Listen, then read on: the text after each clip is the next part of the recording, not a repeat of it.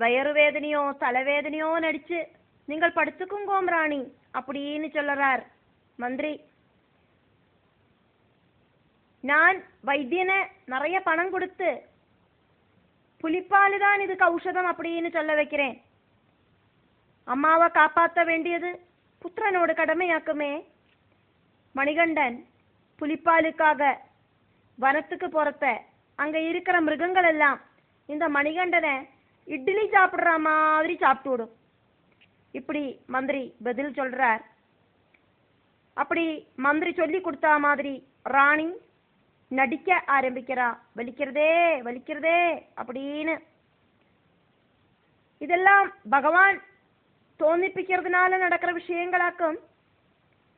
பகவான் தோண வைக்கிறதுனால இந்த விஷயங்கள் எல்லாம் நடக்கிறது. வைத்தியர்கள் எல்லாம் பலவிதமான வித்தியகள் செஞ்சு பார்த்துட்டும் ராணியோடு வயத்த வலி குணமாகலை. கொட்டார வைத்தியர்கள் நாழி புலிப்பால் வேணும் அப்படின்னு சொல்றா. மகாராஜாக்கு இதெல்லாம் கேட்டு சங்கடம் வருது. நாழி புலிப்பால் மருந்துல கலர்த்தி கொடுக்கணும் அப்படின்னாக்கும் வைத்தியர் சொல்றது. சுத்த ஹிருதயனான ராஜா ராணியோடு அந்த சீரியஸான நோயை நினைச்சு சங்கடப்படுறார். மாறா வியாதிக்கு கிடைக்காத மருந்து அப்படின்னு சொல்றது உண்மையா இருக்கே அப்படின்னு ராஜா நினைக்கிறார். புலிப்பாலுக்கு புலிகிட்ட போனாக்கா புலி பக்கத்துல வரவாள அடிச்சு சாப்பிட்டு விடும். அப்பாவோடு அந்த கவலையை பார்த்துட்டு மணிகண்டன், நானு இங்க இருக்கிறத அப்பா இதுக்காக்கும் சங்கடப்படணும் அப்படின்னு கேட்கிறார். அம்மாவை காப்பாற்ற வேண்டியது என்னோட கடமையாக்கும். நான் வனத்துல போய் புலிப்பாலை கொண்டு வரேன், அதுக்கு என்ன அனுமதிக்கணும் அப்படின்னு மணிகண்டன் சொல்றார். மகாராஜாக்கு சங்கடம் தாங்க முடியலை. சின்ன குழந்தையான உன்னை நான் எப்படி சொல்லி அனுப்புவேன் மணிகண்டா? உன்னை நான் வனத்துக்கு அனுப்பவே மாட்டேன் அப்படின்னு சொல்றார்.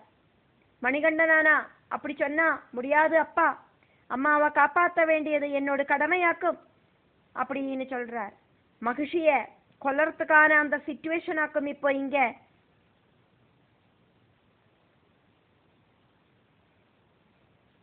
நடக்கிறது.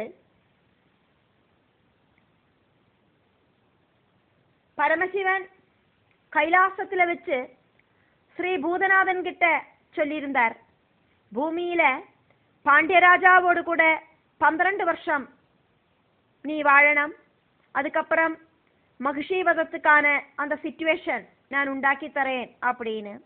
அதாக்கும் இப்போ நடக்கிறது. எல்லாம் பகவல் இச்சையால நடக்கிறது. கூட புறப்படுறதுக்கு சைன்யங்கள் எல்லாம் ரெடியா இருந்தா மணிகண்டன் ஆரியம் வரக்கூடாது அப்படின்னு சொல்லிட்டார். திரேதாயுகத்தில தசரத மகாராஜா ஸ்ரீராமன் வனத்துக்கு கிளம்பினோன ராவண நிகிரகத்துக்காக வனத்துக்கு கிளம்பினோன எப்படி ஆக்குமோ துக்கம் அனுபவிச்சார். அதே மாதிரி இப்போ இந்த பாண்டிய மகாராஜாவும் துக்கம் அனுபவிக்கிறார். மணிகண்டா, நீ குழந்தையாக்கும். உன வனத்துக்கு சொல்லி அனுப்பிட்டு நான் எப்படி இங்க ஜீவிப்பேன்? ராஜா தசரதன் ராஜ்னிக்கு கொடுத்த சத்திய வாக்கினாலேயும் ஸ்ரீராமன் வனவாசத்துக்கு போகிறதுக்கு சகஜரியம் உண்டாச்சு. இங்க ராணியோடு வலிக்கு மருந்துல கலர்ந்து சாப்பிட்றதுக்கான புலிப்பாலுக்காக வைத்தியன் சொன்னபடி மணிகண்டன் வனயாத்திரைக்கு கிளம்புறார். ராமாயண கதை இப்போ ரிப்பீட் ஆகிறது. மணிகண்ட சுவாமியோடு அவதார லட்சியத்துக்காக மகிஷிய வதிக்கிறதுக்கு பகவான் தன்னந்தனியா வனத்துக்கு கிளம்புறார். தன்னந்தனியா வில்லும் சரவும் சாப்பாடும் எல்லாம் ஒரு பாண்டமாயிட்டு முதுகுல கட்டிண்டு இதா மணிகண்டன் அப்பா கிட்ட போய் நமஸ்காரம் பண்ணிண்டு கிளம்புறார். அப்பாவானா போகாதே மணிகண்டான்னு சொல்லியும் மணிகண்டன் கேட்காததுனால மௌனமா உட்கார்ந்துட்டு இருக்கார். சம்மதம் கொடுக்கவே இல்லை. மௌனம் சம்மதத்துக்கு அறிகுறியாக எடுத்துண்டு மணிகண்டன் கிளம்புறார். மத்தியான நேரத்துல சூரிய பகவான் எப்படி ஜொலிச்சு நிற்கிறாரோ அதே மாதிரி பகவான் ஜொலிச்சு நிற்கிறார். சிலவா குழந்தைகிட்ட போய் போகாதே அப்படின்னு சொல்லறா. 12 வயசான பாலகன் வனத்துக்கு போறேன்னு சொன்னா ஆரிக்குதான் தாங்கும். நாங்களும் வரோம் அப்படின்னு சிலவா சொல்லறா.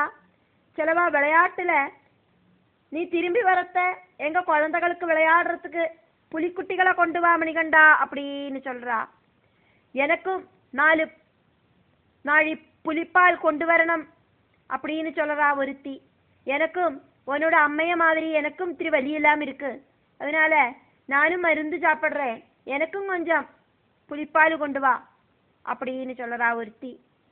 பகவான் சொல்றார், எல்லாரும் என்னெல்லாம் கேட்டேளோ அதெல்லாம் கொண்டு வரேன் அப்படின்னு சொல்லறார்.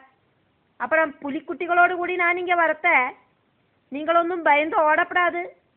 இனி உங்களுக்கெல்லாம் எத்தனை புலிப்பால் வேணுமோ நீங்களே கறந்தெடுத்துக்குங்கோ, நான் புலியே கூட்டிட்டு வரேன் அப்படின்னு எல்லாம் சொல்றார் மணிகண்டன். புன்னகையோடு கூடி யாக்கும் இதை சொல்லிட்டு கிளம்புறார்.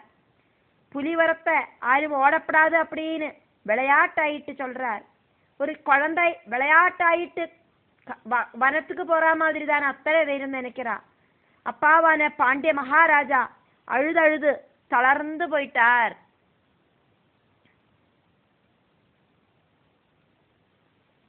மணிகண்டன் வனத்துக்கு கிளம்பி போயிட்டு கூட மந்திரியோடு உபதேசப்படி மகாராணி வலிக்கிறா மாதிரி நடிச்சு கிடக்கிறா. மகாராணிக்கு ஆக்சுவலா எந்த வலியும் இல்லை.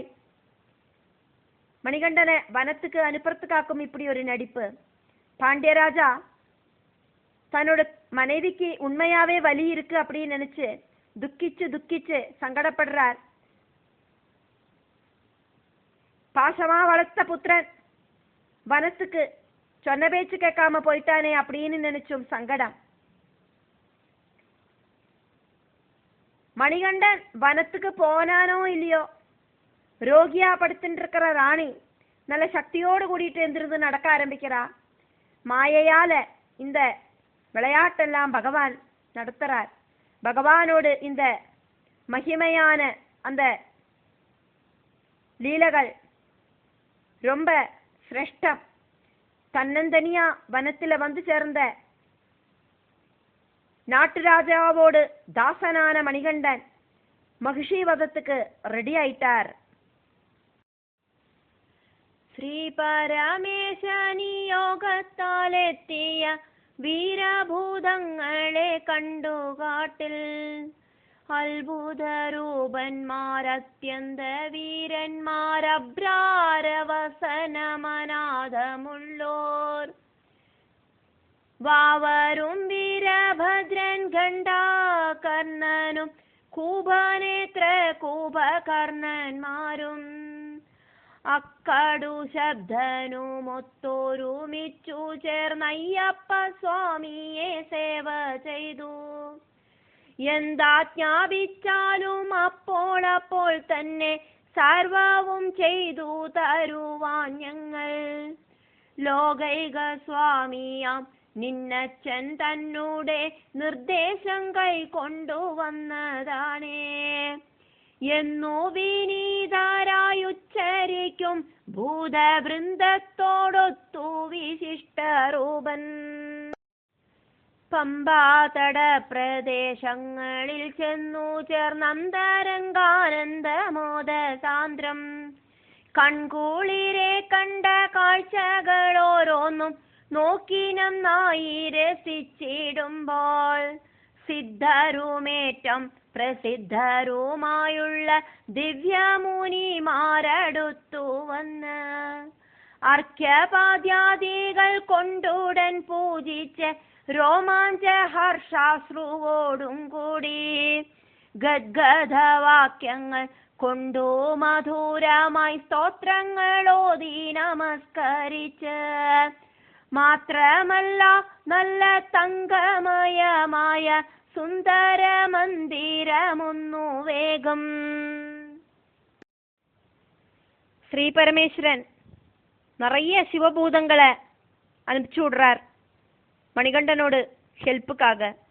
வீரபத்ரன் கண்டாகர்ணன், வாவர், கூபநேத்திரன், கடுசப்தன் அப்படின்னு மணிகண்டனுக்கு ஹெல்ப் பண்றதுக்காயிட்டு நிறைய சிவபூதங்கள் அனுப்பி விடுறார். அவ மணிகண்டனுக்கு சேவை பண்ணினா. பம்பாதீரத்துல கண்குளிர்க்க காட்சிகளை கண்டு ரசிச்சு நடந்தார் மணிகண்டன். திவ்ய முனிகள் வந்து பகவான பூஜிச்சா, ஸ்தோத்திரங்களால ஸ்துதிச்சா.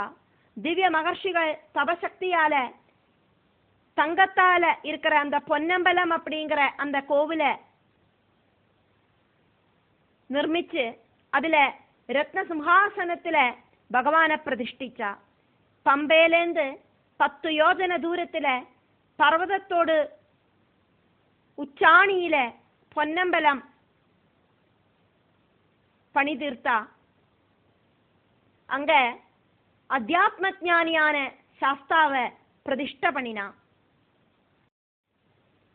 പമ്പയിൽ നിന്നങ്ങൊരു 10 യോജന ദൂരത്തായി പർവതമസ്തകത്തിൽ അത്ഭുത സിദ്ധരാം ദിവ്യ മഹർഷിമാരാത്മതപശക്തി കൊണ്ടു തന്നെ നിർമ്മിച്ചതിലുള്ള രത്നസിംഹാസന മധ്യത്തിൽ അധ്യാത്മജ്ഞാനിയായ നിർമ്മലാനന്ദ സ്വരൂപനാം ദേവനെ സ്ഥാപിച്ചു പൂജിച്ചു വേണ്ടും വണ്ണം പൊന്നമ്പലമേടെന്നോതുന്നു ഭക്തരി മന്ദിരം തന്നെ പരമ്പരയായി.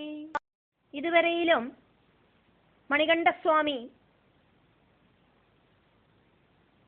லீலா அப்படிங்கிற அந்த மகிழ்ச்சிய நிகிரகம் பண்றதுக்காக வனத்துக்கு கிளம்பி வந்ததையும், அங்க யோகிகளோடு ரிஷீஸ்வரர்களோடு அந்த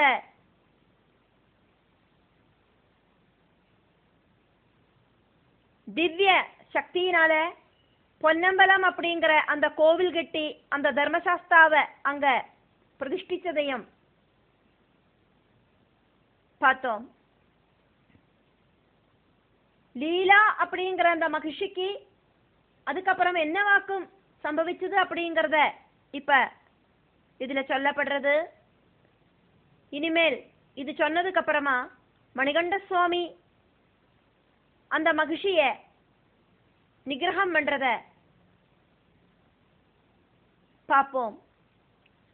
ദത്താംശമായ മഹേഷത്തോടൊത്തു ചേർന്നാനന്ദ തള്ളലു ശാന്തമാക്കാൻ നാടായ നാട്ടിൽ നടക്കും മഹിഷിയെ കണ്ടു പറഞ്ഞിതാസുരരെല്ലാം ഞങ്ങൾക്കു ദേവതയാകിയ നീ ഇപ്പോൾ ഇങ്ങനെ കാലം കഴിക്കുകയാൽ ദേവന്മാരെല്ലാരും മുമ്പിലത്തെ പോലെ നമ്മുടെ സ്വർഗത്തെ കൈക്കലാക്കി കോലാഹലത്തോടിരിപ്പത് കാണുമ്പോൾ ഒട്ടല്ല സന്താപം ഞങ്ങൾക്കെല്ലാം.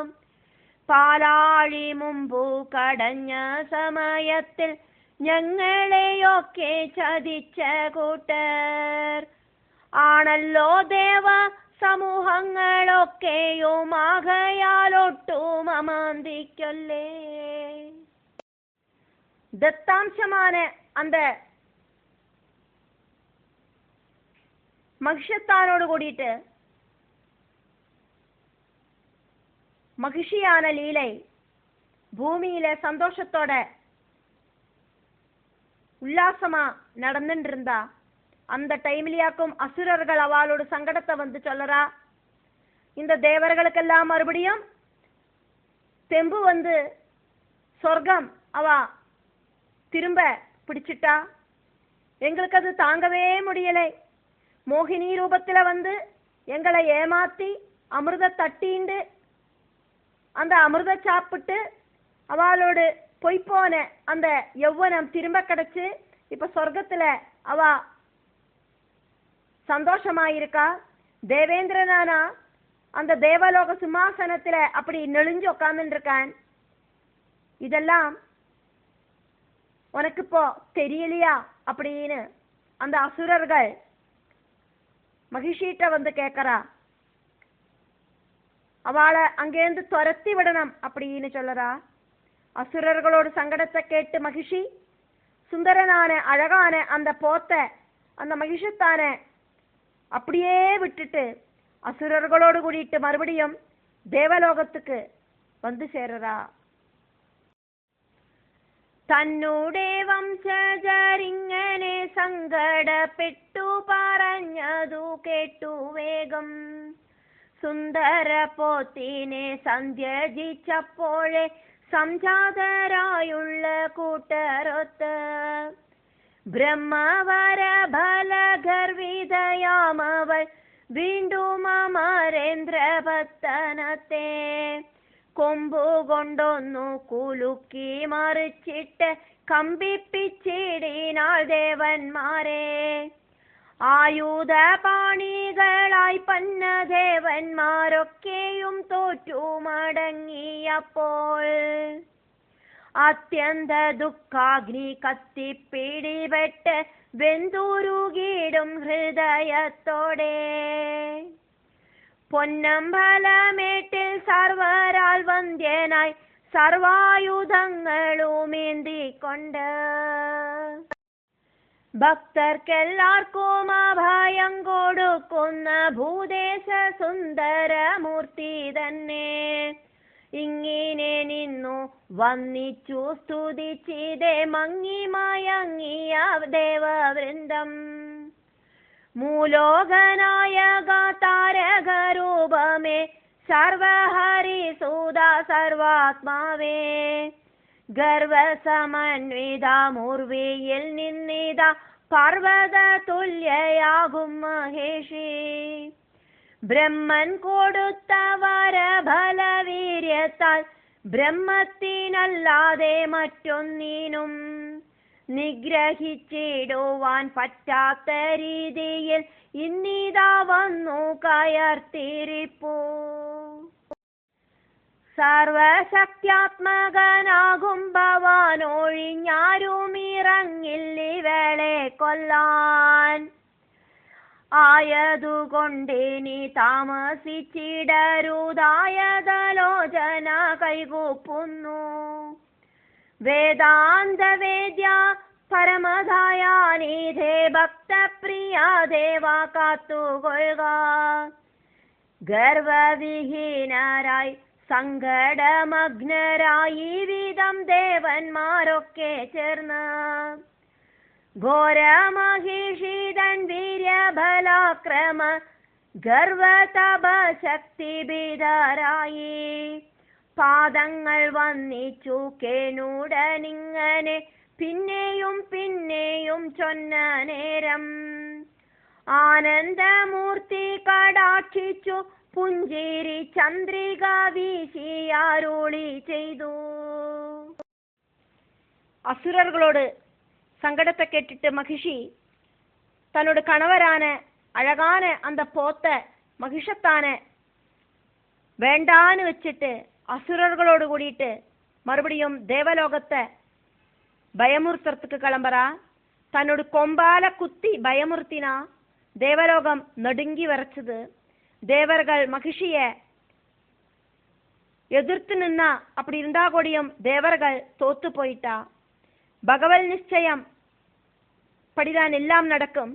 மணிகண்டன் புலிப்பாலுக்காக வனத்துக்குதா கிளம்பிட்டார்.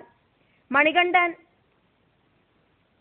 வரும் வரையில அந்த மகிழ்ச்சிய அடக்கி நிப்பாட்டுறதுக்காக வாக்கும் போத்தோடு ரூபத்துல திரிமூர்த்திகள் தத்தனை அனுப்பியிருந்தா.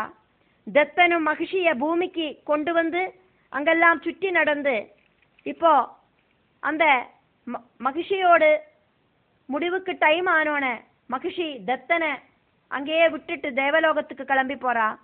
மணிகண்டனிதா வந்துட்டார்.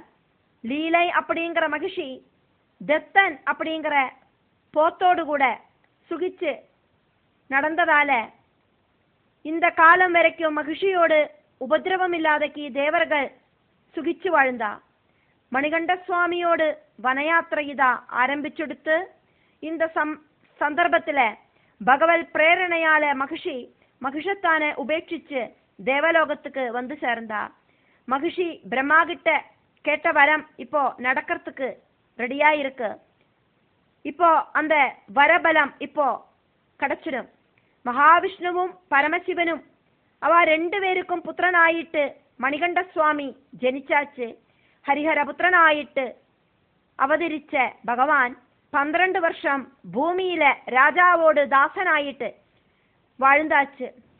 இங்க தாசன் அப்படின்னு சொல்றது அப்பா சொன்னபடி புத்திரர்கள் நடக்கணுமே, அதாக்கும் இங்க தாசன் அப்படின்னு சொன்னது. அப்படி இருக்கிற மணிகண்ட சுவாமி தான் மகிஷி வதத்துக்காகிட்டு கிளம்பியாச்சு. பொன்னம்பலமேட்டில பூதநாதன் இப்போ தர்மசாஸ்தாவாயிட்டு அமர்ந்துட்டு இருக்கார். திவ்ய மகர்ஷிகள் தபசக்தியால தங்கத்தால பொன்னம்பலம் அப்படிங்கிற கோவில நிர்மிச்சு அங்க ரத்ன சிம்ஹாசனத்துல தர்மசாஸ்தாவான அந்த மணிகண்டனை பிரதிஷ்டிச்சதை நம்ம பார்த்தோம். அந்த பொன்னம்பல மேட்டுக்கு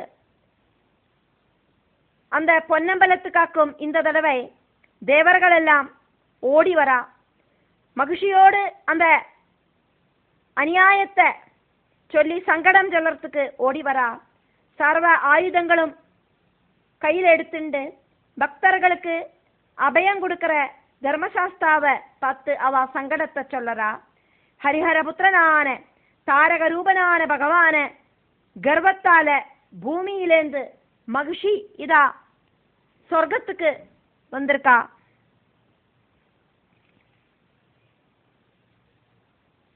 பிரம்மா கொடுத்த வரபலத்தால கர்வமாயிருந்த அந்த மகிஷிய பகவானுக்கு மட்டும்தான் நிகிரகிக்க சாதிக்கும் அப்படின்னு தேவர்கள் எல்லாம் சொல்றா.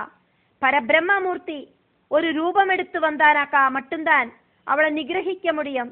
அதனால பகவான் எங்களுக்கு ஹெல்ப் பண்ணணுமே அப்படின்னு கேட்கறா. பகவானே வேகம் ரொம்ப சீக்கிரமாக இதுக்கு ஒரு பரிகாரம் உண்டாக்கி தரணுமே, எங்களுக்கு ஒன்னும் செய்ய முடியறதில்லை, பகவான் மட்டும்தான் சரணம், எங்களுக்கு ஒன்னும் செய்ய முடியாத அவஸ்தையில சரணாகதி அடையறோம். இந்த சரணாகதி அடைஞ்சு கழிஞ்சானாக்கா அதுக்கப்புறமா அங்க நான் அப்படிங்கிற அந்த பாவம் கிடையாது, பகவான் மட்டும்தான் உள்ளது அப்படிங்கிற அந்த பாவம் உண்டாகிறது. தேவர்களை பகவான் கருணையோடு கூடிட்டு பார்க்கிறார். ദേവരെ നിങ്ങളിൽ വർദ്ധിച്ചു തിങ്ങിയ സങ്കടമൊക്കെയും ഞാനുടനെ നീക്കിത്തരുന്നുണ്ട്. മേലിലൊരിക്കലും ഇത്തരം ആപത്തുദിക്കയില്ല. സ്തോത്രങ്ങളൊക്കെയും കേട്ടു ഞാൻ ഏറ്റവും സന്തുഷ്ട ചിത്തനായെന്നറിവേൻ. സ്വർഗസുഖങ്ങളും അന്യസുഖങ്ങളും ഇപ്പോഴേ തന്നു ഞാൻ നിങ്ങൾക്കായി. ഗർവമുപേക്ഷിച്ചു മൽപദം ചിന്തിച്ച് സർവദാ വാഴുവിൻ ദുഃഖമെന്യേ. പീയൂഷമേറെ കുടിച്ചോരു ദേവന്മാരിങ്ങനെ ദേവന്റെ ശബ്ദാമൃതം കർണം വഴിക്കങ്ങകത്തു കടക്കയാൽ തുള്ളി സ്തുതിച്ചു വന്നിച്ചു നിൽക്കേ. ஐயப்ப சுவாமியோடு ஃபேமஸான மகிஷி மர்தனமாக்கும் சொல்லப்படுறது. വാപര വീരഭദ്രാദികളായുള്ള ഭൂതവീരന്മാരോടൊത്തു ചേർന്ന് ഭൂതേശ്വരനായ ലോകാധിനായകൻ സ്വർഗലോകത്തിലേക്കുൽപ്പതിച്ചു. 4 ഭാഗത്തും നിറഞ്ഞു ചമഞ്ഞുള്ള മേഘങ്ങളോടൊത്തു സൂര്യബിംബം ആകാശമാർഗമുല്ലംഘിച്ചു വിണ്ണോരെ കാണുവാനായി വരുന്ന മട്ടിൽ ദേവസമൂഹങ്ങൾ തന്നുടെ താമര പൂവാമുഖങ്ങൾ വിടർന്നിതപ്പോൾ ഘോരമഹിഷിയെ ചിന്തിച്ചു പാരം ഭയന്നു വിയർത്തു ദേഹം. സൂര്യോദയത്തിങ്കൾ മാഞ്ഞിടും മഞ്ഞുപോൽ ശ്വേതബിന്ദുക്കളെ സന്ധ്യജിച്ചു. അപ്സരോ വൃന്ദങ്ങൾ താമര പൊയ്ക പോലുൽഫുല്ല പത്മമുഖികളായി. ദേവദേവ സ്ത്രീകൾ തന്നെ മാനസം ചക്രവാകങ്ങളെ പോലെയായി.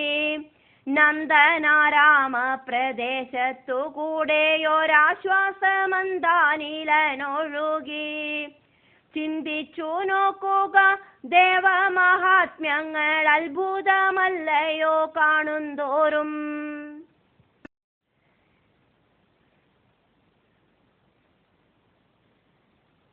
தேவர்களே, உங்களோடு சங்கடத்தை நான் நகர்த்தி தரேன். மகிழ்ச்சியை நான் கண்ட்ரோல் பண்றேன். நான் அப்படிங்கிற அந்த பாவம் இல்லாம என்ன மனசுல தியானிச்சுண்டு எப்பவும் வாழுங்கோ. அப்படி வாழ்ந்தானா துக்கம் இல்லாம போகும் அப்படின்னு பகவான் சொன்னதை கேட்டுட்டு தேவர்கள் ஆனந்தத்தோடு கூடிட்டு பகவானை ஸ்துதிச்சா. ஐயப்ப சுவாமியோடு மகிழ்ச்சி மர்தனம் வர்ணிக்க வாக்கும் செய்யறா. இனிமேல் பகவானோடு அந்த இனிமையான பேச்சு அமிர்தம் மாதிரி அவளோட காதுல விழுந்தது. தேவர்கள் சந்தோஷத்தோடு கூடிட்டு துள்ளிச்சாடி நடந்தா.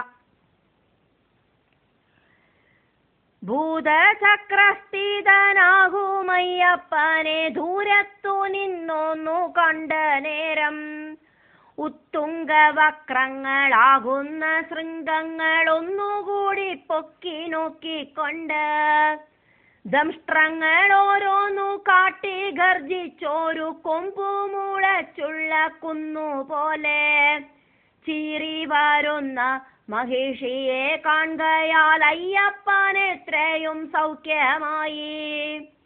ലീലതൻ കോലത്തെ ഇങ്ങനെ കണ്ടോടൻ ദേവനും സന്മനസ്സുണ്ടാകയാൽ ദിവ്യ സ്വരൂപം കൊടുക്കുന്നതിനായിട്ടുദ്യമിച്ചിടിനാൻ കാലരൂപി.